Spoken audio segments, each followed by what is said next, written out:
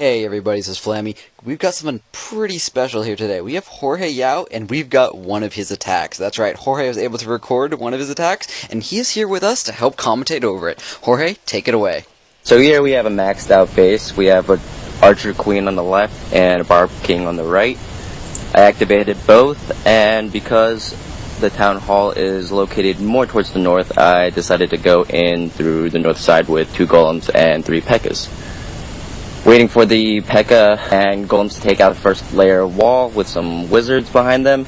King and Queen are going towards the P.E.K.K.A.s, and the P.E.K.K.A.s are taking them out. Waiting for things to clean up a little bit before I drop on the next layer of wall breakers to get through that middle section.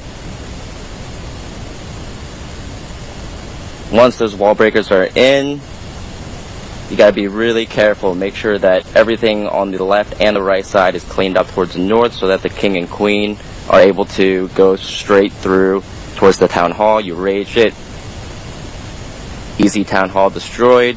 Inferno's taking out a few wizards and P.E.K.K.A.s, but you got your queen and the Barb King still close to full health.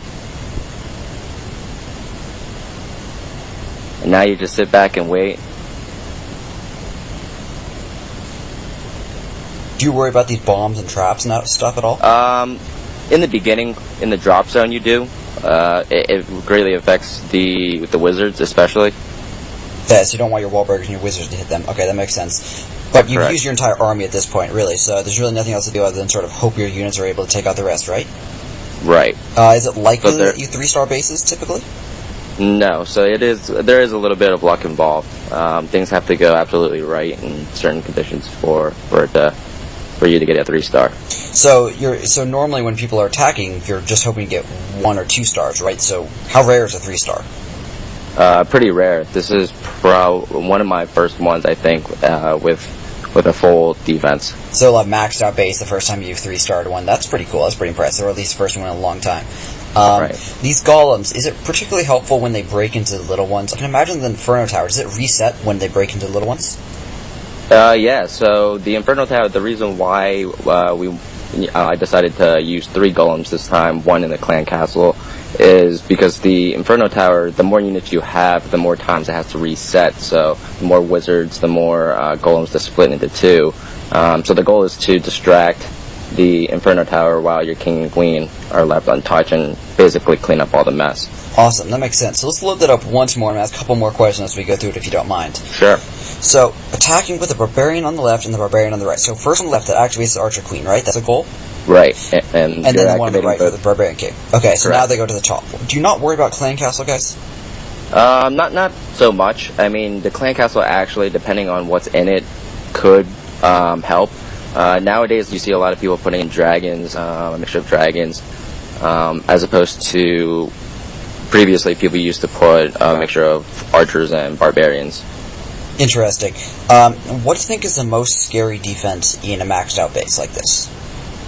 The most scary defense, probably the walls. The wall breakers you must get right, or otherwise it's probably a losing battle. If you can see, the percentage is very, very low when I start hitting the town hall. 24%, as you can see, 27% and 1 star. So if you mess it up and the wall breakers don't end up breaking through, your king and queen are most likely going to wander left or right, and it's really just a toss-up then. That's sort of a luck of trying to hit 50% before you have everything dire then, right?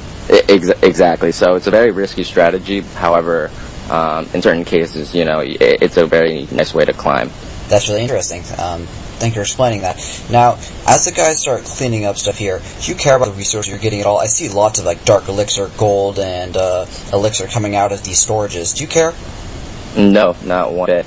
Half the time we don't pay attention, or 99% of the time, I should say, we don't really pay attention to how many resources we get. It's really just about the cup count. So, when you're searching on Jorge, how long does it take you to find a base, and do you ever skip bases? I usually don't skip bases. I try not to. Sometimes I do, depending on how I feel. If I don't feel comfortable, absolutely comfortable, I will skip once in a while, but not very often. It does take a while to find a match sometimes. Could take up to 3-4 hours sometimes. So 3-4 hours to find a match. Sometimes, yeah. It's actually gotten wow. a lot better at post-update. With this new 8-hour time limit, it's going people off, so there are more battles, and defenses are getting stronger with the new Inferno Tower, so you are seeing more matches than before, but the wait is still pretty long. As expected, though. Wow.